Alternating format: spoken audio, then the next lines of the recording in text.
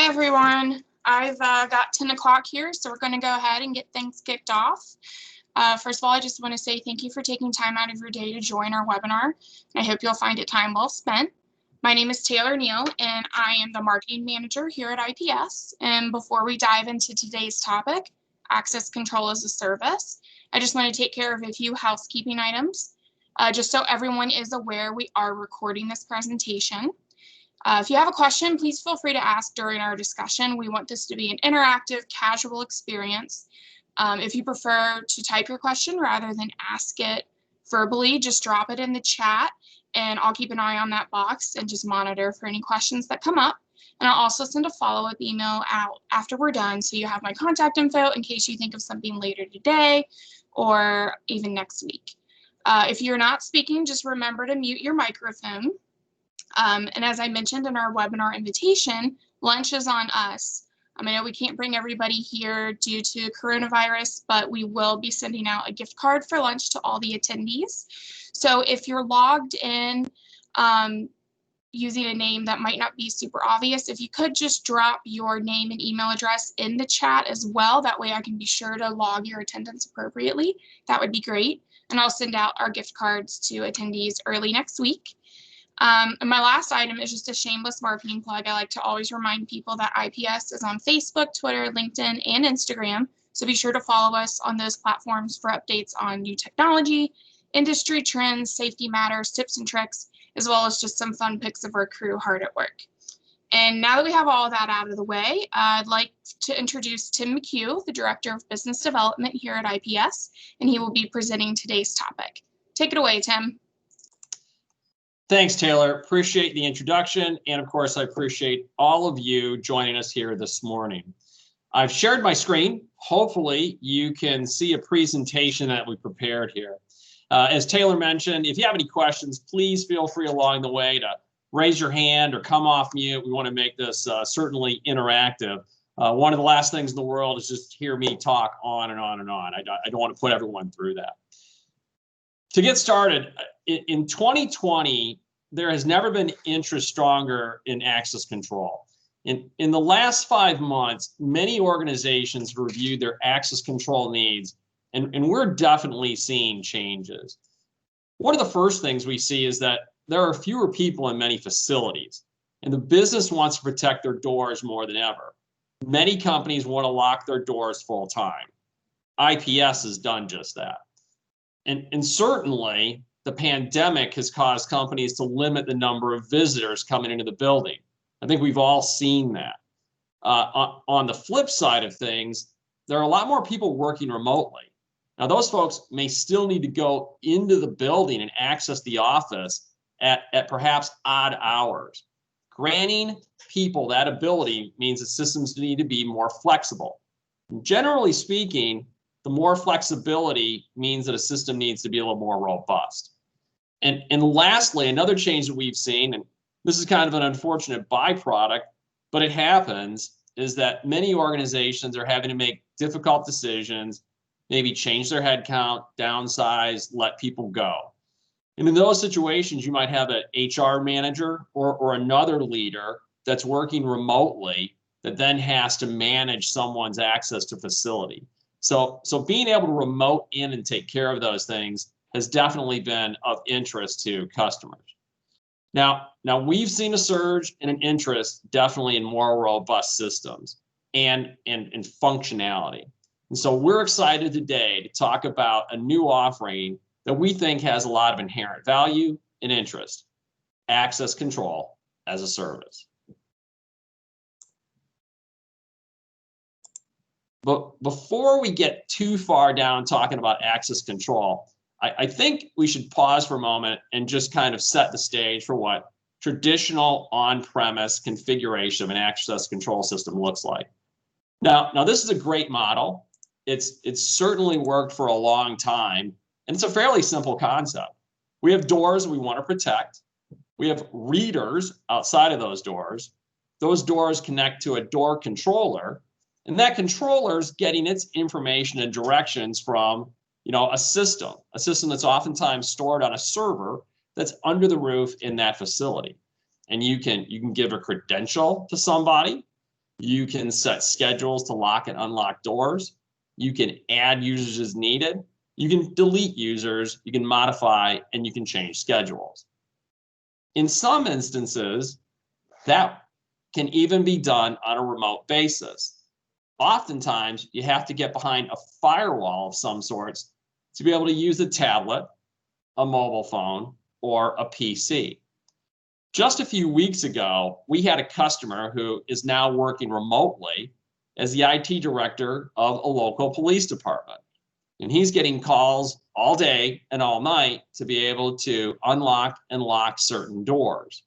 As it turned out, his system wouldn't let him just dial in VPN into his network and make those changes.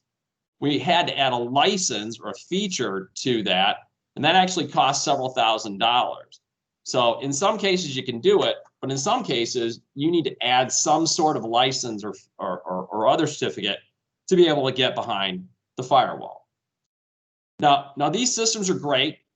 We've installed many and we'll continue to install many, but they can be, not inexpensive to say.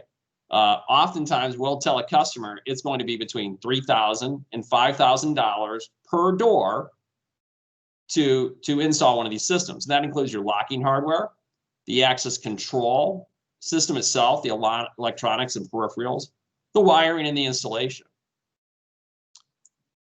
It's also important to note that with a traditional on-premise system, you're going to have ongoing maintenance.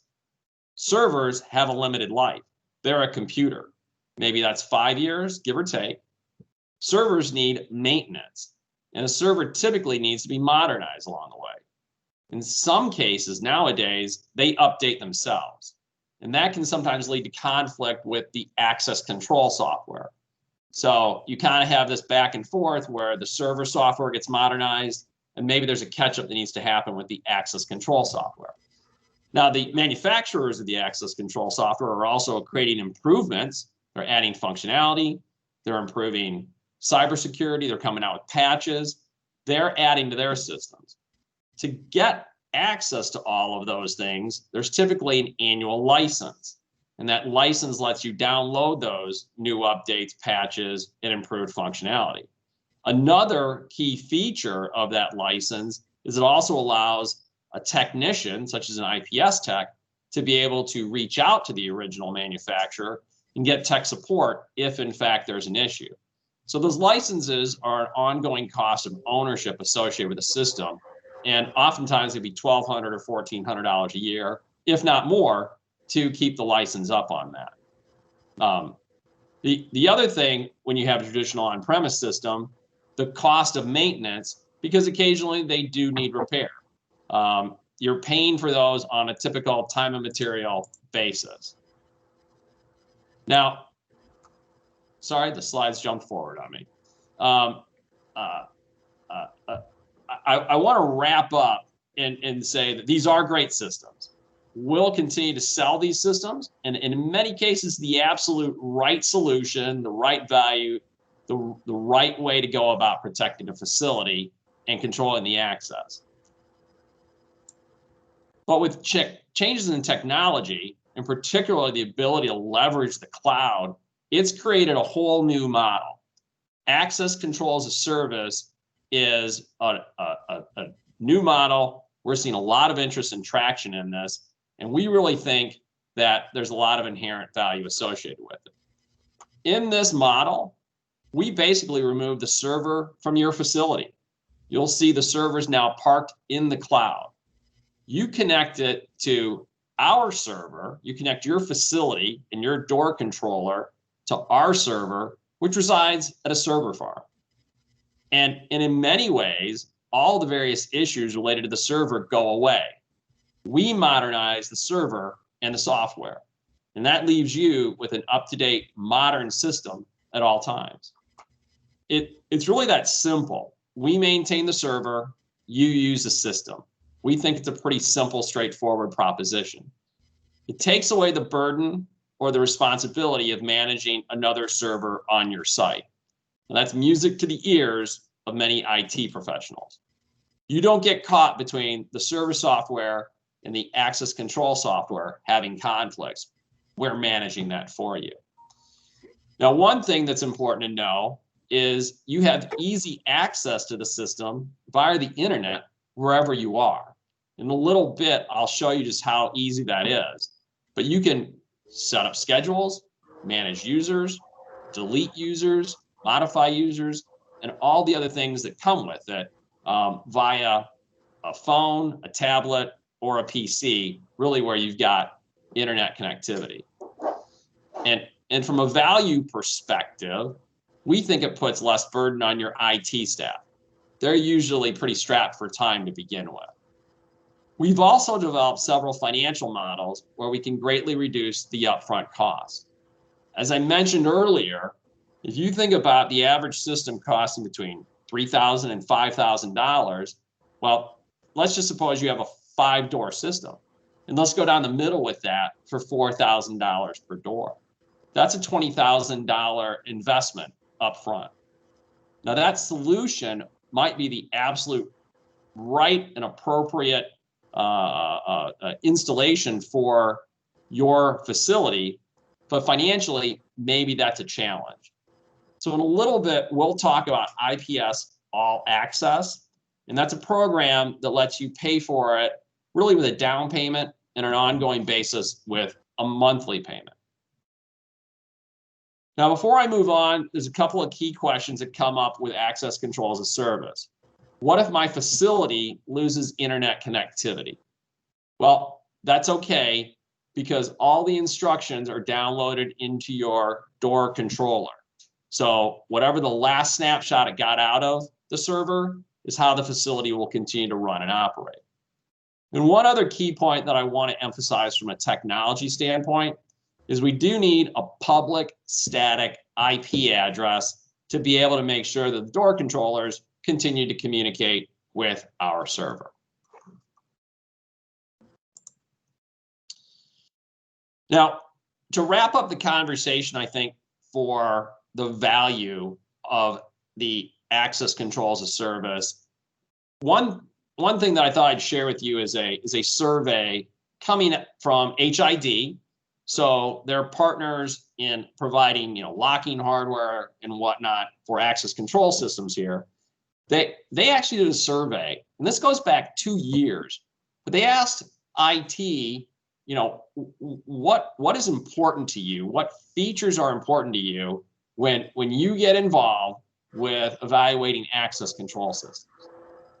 And the top 3 things that they came up with were easy to use, the ability to modernize, add, or support new technologies, and then mobile access. And in times like we've been experiencing in the last 5 or 6 months, I think all 3 of those continue to stay at the top of this chart. Now, to pause for a minute, what I'd like to do is actually shift and give you a bit of a demo on how the system works. So hopefully you're still seeing my screen. I've opened up an Internet Explorer session here, and basically I've gone to our URL, access control as a service.integratedprotection.com. As I mentioned before, it's web-based. I'm not launching an app. I don't have to have a hard client sitting here on my particular desktop. I'm literally opening a browser and I'm logging into the system.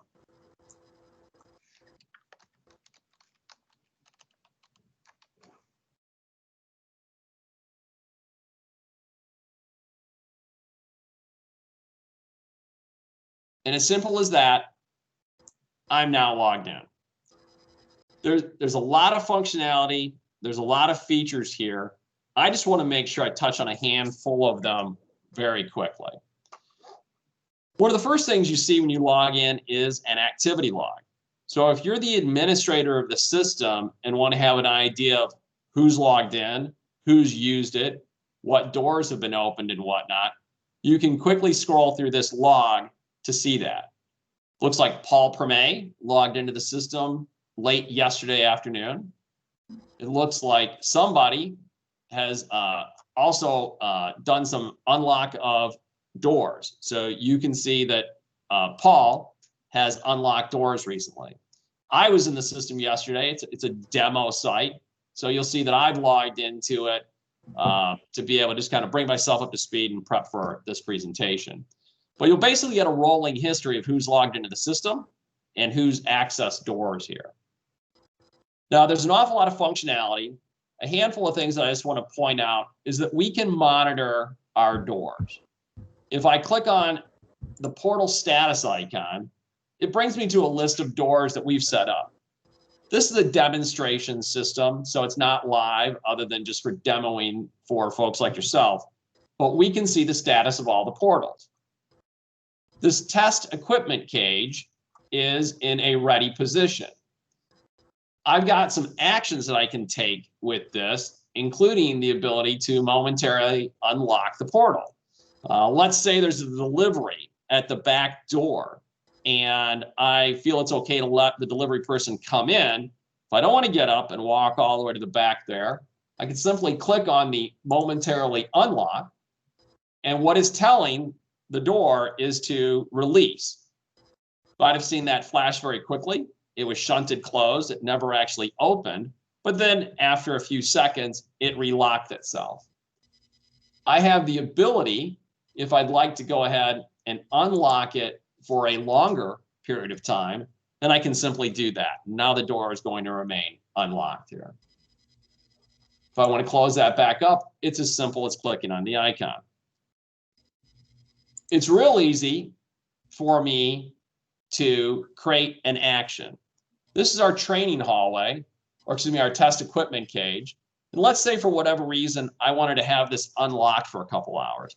Maybe we've got a bunch of equipment needed to be accessed by our technicians early tomorrow morning. They're coming in, they got to grab some stuff and go. It's easy for me to unlock this cage. Simply click on an add. I can go through and set up a date and time. And it's tomorrow morning, if I want to make that the 28th at, say, 06 a.m. and end that at, say, 8 a.m. It's real easy for me to do that.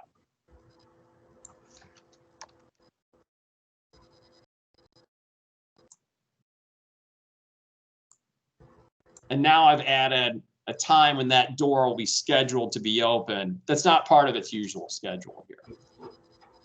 Again, I can take a status and look at all the other doors, or portals as the system refers to them. Some of the other common things that we need to do with an access control system is add users or modify users. You can see it's real quick and easy. I can add a person. And we're fortunate, we've had some new people start at our organization recently here. So if I wanted to go ahead and just add them in, I can just go ahead and quickly type in that person's name. You'll note that it gives an activation date of the time I create the contact. If for whatever reason this person is limited with their time with the facility, that could even be, you know, an outside contractor that I'm giving a badge to for a week, a month, or whatever, or it's an employee that's, you know, going to be working for the summer or the fall or the holidays. I can set an end date here. So let's just say this employee, I'm going to set an end date the last day of October, and we'll hit OK there. And if I wanted to put any notes in the system, you know, temp employee. From here, I can also determine which doors this person should have access to.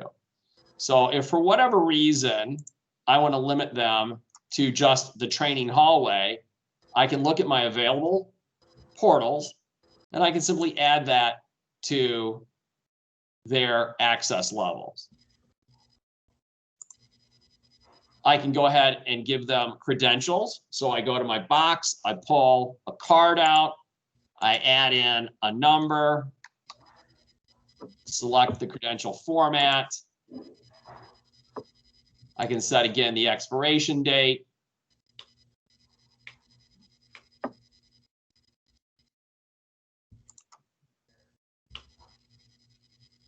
and then create a login for the user.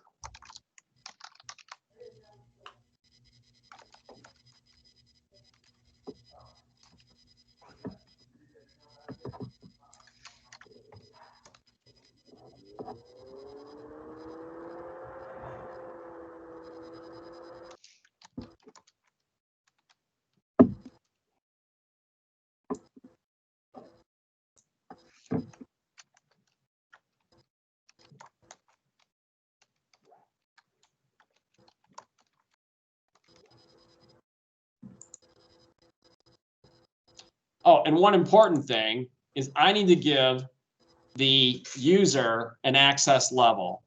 So I'm just going to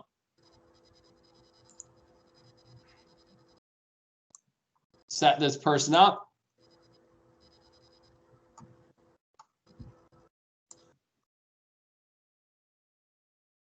And this is being fussy, so I'm just going to go ahead and hit cancel here at the moment. But I think you probably get the gist that it's pretty easy to add a user here.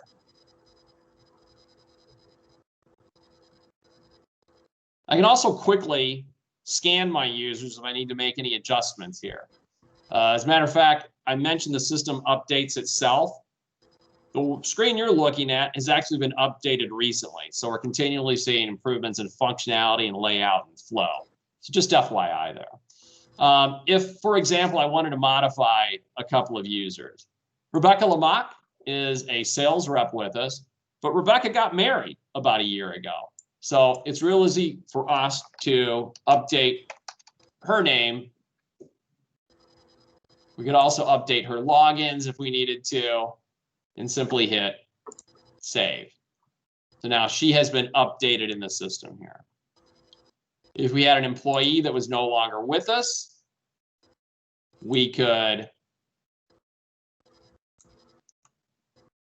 modify them so that their access is no longer available into the system. There's a lot of different functionality that we can have there in terms of adding, modifying, and deleting users. I know I've run through a lot of information. If anybody has any questions, feel free to shout them out now here.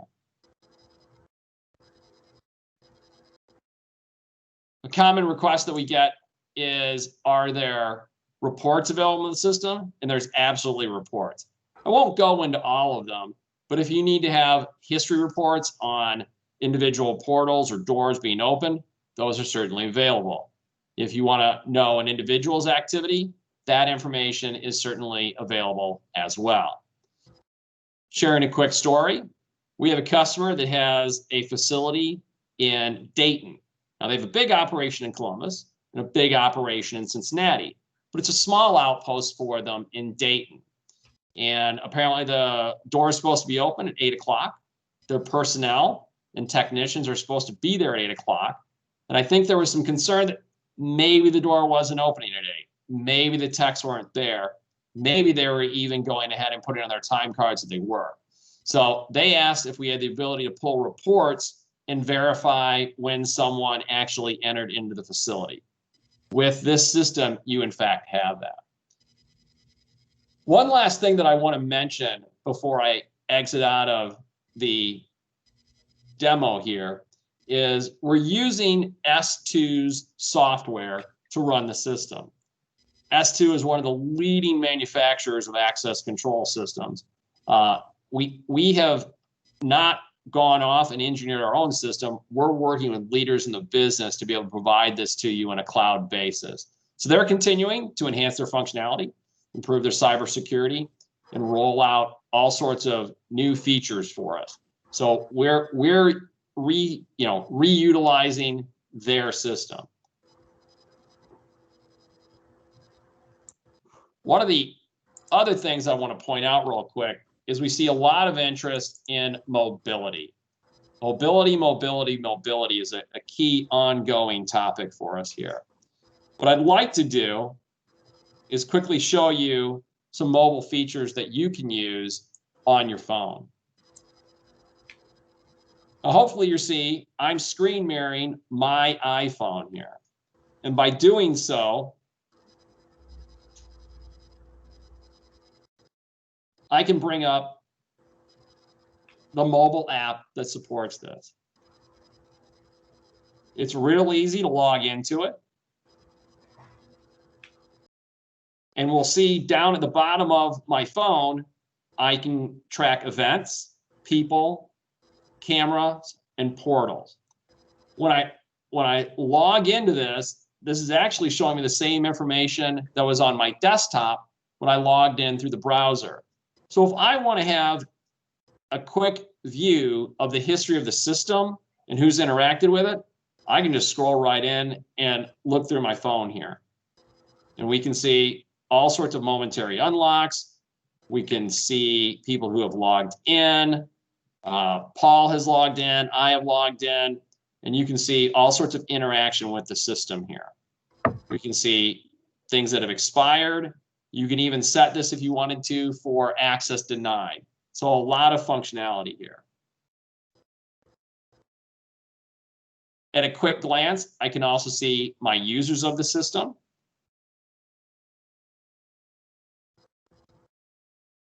And I can go down and I can see momentary unlocks of the system by Paul when he's logged in. So again, I get a great feel for when Paul has interfaced or interacted with the system.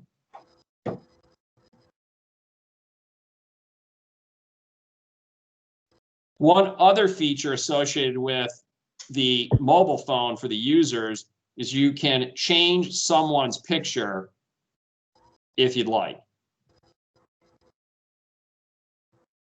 So you can go walk up to somebody, take their picture, and you can update it inside of the system here.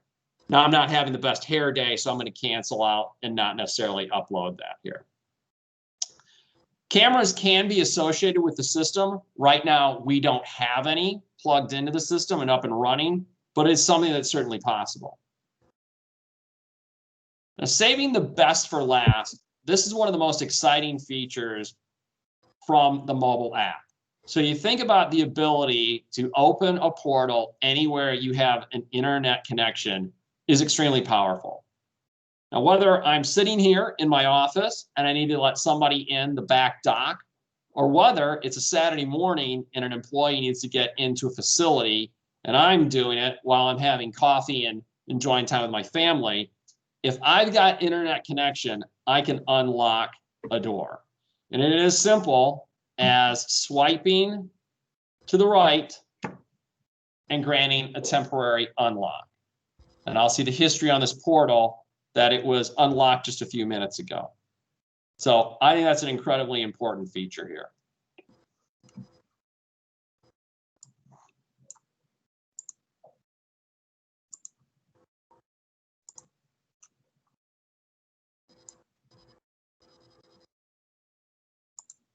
Now I'll return and I'll just talk a little bit more about our program, IPS All Access. And to kind of recap, with access control as a service, we think there's a lot of value. We've talked about a lot of these. With our program, we believe we can lower your upfront investment. So it really lets you use your capital for your business and more importantly, your customers.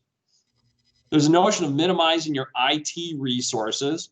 They don't have to worry about servers, new ones, replacing them, modernizing them, going out, touching them, and working on them. The whole notion this is cloud-based allows us to modernize and add features without having to upgrade hardware. Now, we've seen that a lot in the last year where companies have servers that are antiquated or they just lack the computing power. So the access control companies have continued to create new functionality, but it's dependent upon having a bigger, faster, stronger server. So you don't have to worry about that being an issue because we're taking care of the hardware in the cloud. And then depending upon the service level we want to go with here, we can really warranty the system for you, which is pretty powerful. You can invest into a system and we'll take care of it. We'll warranty it. You know, we'll include equipment replacement and tech labor to fix problems. And I think at the end of the day, you get a great system. It's current, it stays up to date, and it's continually modernized. You pay for it as you go, as opposed to these large capital expenditures which might happen every 5 years or 10 years. And in addition, having to worry about some maintenance along the way. So IPS All Access. This is a fairly simple proposition. We go out and figure out what you need, right? What is appropriate for the facility, how many doors, how to wire it, what kind of readers, and we install the system. You simply make a down payment and then pay us on a monthly basis per door. And what's real exciting here is we really want to be flexible. We can be very flexible in altering that down payment and monthly payments to fit your budget. We don't necessarily have a one-size-fits-all approach, and we want to work with you on that. The premise, you manage the system, you handle the day-to-day, the schedules, the users, etc., and we'll cover the replacement of the equipment if there's issues with it. It's scalable. It can grow with you if you add more people and want to have more doors. If your building expands and you want to put protection on more doors, that's a very common occurrence. We have a system that can scale and grow with you. And then hopefully what you saw with the demos there, mobility is a real strong feature of this. You can log in, doesn't even have to be your work computer, right? You can log in on a personal computer, or you can use your phone to do a lot of different things here. To give you a little bit more insight into IPS All Access, we wanted to have one keyword describe the model, and that was fair. We wanted it to be a primary goal in developing the model, and we wanted to come up with an agreement that was fair for both sides. After reviewing it, we decided that in keeping in mind, IPS may be laying out thousands of dollars, and eventually we need to get that recouped. We came up with a 5-year model, and that model then goes on a month-to-month basis at the end of it. There's a monthly auto payment. Again, we're flexible on that. If you'd like to have that on a quarterly basis, or you can pay upfront annually, we've done that with certain customers. And a couple of things that I think we like to make sure we point out here. It's the S2 system that we're using. And if for whatever reason, at any point in time, you wanted to convert that to a traditional on-premise system, we can do that. Now, there's a few things we need to go through. We have to add some equipment because we got to put a server on your site. And we're going to have to reprogram some stuff to make it all work. And we're going to have to figure out what a fair market value of the system that's in there is. So we'll have to figure out there would be a cost associated with it, but it can be done. And I think that's a key important point of this is you're not trapped or beholden to a system that you don't want. We also don't have any gotchas, so there's no funny business. The lease doesn't restart or change with improvements. In evaluating the market, sometimes that happens. Right? You want to add a 6th door to the facility? Well, now everything starts all over again. No funny business. We just build that in. It is an operating lease. IPS continues to own the equipment and we warrant it. So we continue to warrant the equipment. And if you go into the 5th or 6th year, the notion is now you got a 5 or 6-year-old access control system. Certainly there's some wear on it. And if something goes down with it, well, we come out, we fix it, we replace it.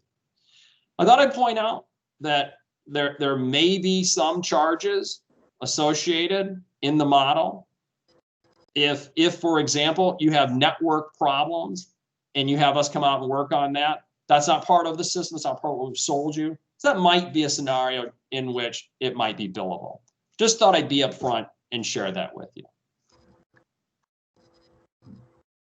Again, kind of on this whole notion of flexibility, we've got another program that we can look at, IPS Basic Access. And for the customer that really would like to minimize the server, but maybe the financial constraints aren't such a big issue, this could be a good possible solution. So in this model, you simply purchase all the equipment. It's on site, but we're providing the hosting and modernization services. And if that's the case, we're probably talking about something where you're making a much larger down payment, but the monthly expense for that hosting and modernization is greatly reduced. And then since you own the equipment, service calls would be on a time and material type of basis to fix it on a go forward. You're not having to worry about any licenses because that's part of what you're paying us for on a monthly basis. Now that's a lot of information, but that's all that I've prepared for us here for the day. So at this point in time, I'll pause running through the webinar and see if anybody has any questions they'd like to ask.